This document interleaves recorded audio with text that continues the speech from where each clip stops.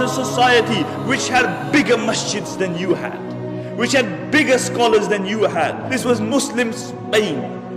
It had far bigger masjids than you had. Qurtuba, in the height of its flowering, had over 600 masjids. And recently, a couple of years, 19 of us from this masjid went to Qurtuba, where there were 600 masjids. We found one, and that was closed.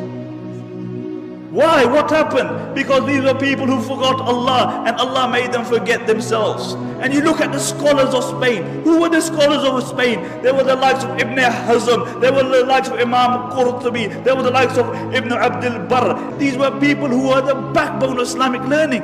There were no greater scholars than these in the history of Islam. And Andalus, Spain, was built on the model of Medina.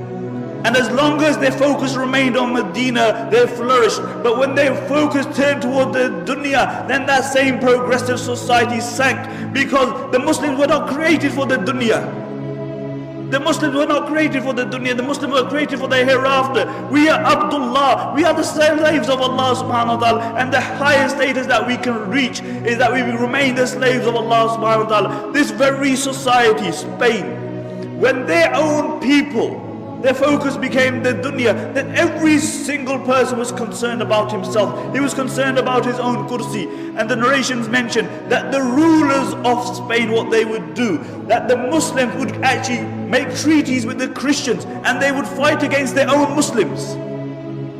They would fight against their own Muslims. And really these were the Abu Righals of that time. And throughout history you will find Abu Righal. Do you know who Abu Righal was? Do you know who Abu Righal was? Abu Righal was a man who lived in Taif.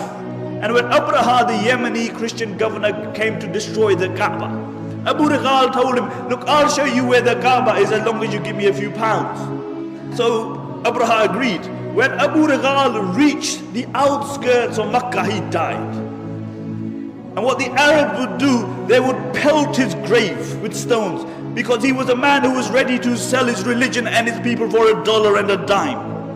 And until today, the Arabs say, if they see a person of a deceptive nature, they say, Huwa Abu Righal. He's Abu Righal.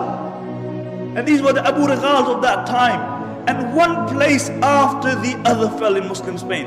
One place after the other, until there was only one place left, and that was Granada. And Granada fell 50 years after the rest of Spain. Until Abu Muhammad, he drew a treaty with the Christians on the condition that he would allow them to take over, on the condition that they would not persecute the Muslims, that they would not forcefully convert the Muslims, that they would not remove the Muslims from their post. And when the Christians came in, the first thing they did, they reneged on their promise. And when they entered the Alhambra Palace, have you seen the Alhambra Palace? Wallahi, when you look at the Alhambra Palace, the eyes marvel at the architecture and artistry. It is an amazing palace, and throughout the palace you will see one word, La Ghaliba illallah. That dominance is only for the sake of Allah. Dominance is only for the sake of Allah. Where are those people who wrote La Ghaliba illallah? Where are those people? See, La Ghaliba, the engraving remained on the walls, but the reality of it was removed from their hearts. And the reality is that the Alhambra Palace, to a great degree, encompasses the decline of the Muslim Ummah, whilst the mud hut in which Umar ibn Khattab radiallahu anh lived embodies the spirit of Islam.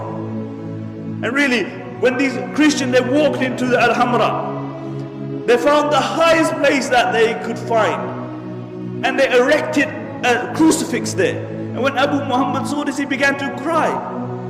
He began to cry, and his mother rebuked him. She said, why are you crying like a woman when you couldn't defend it like a man?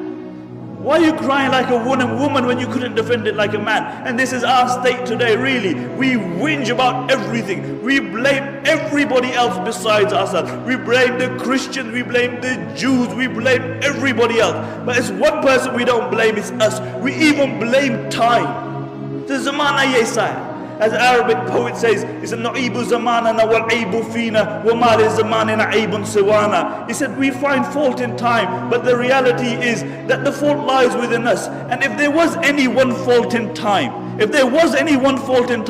it is that it has to carry the likes of me and you. That's the only fault with time. لا تكونوا كالذين نسوا الله فأنساهم أنفسهم.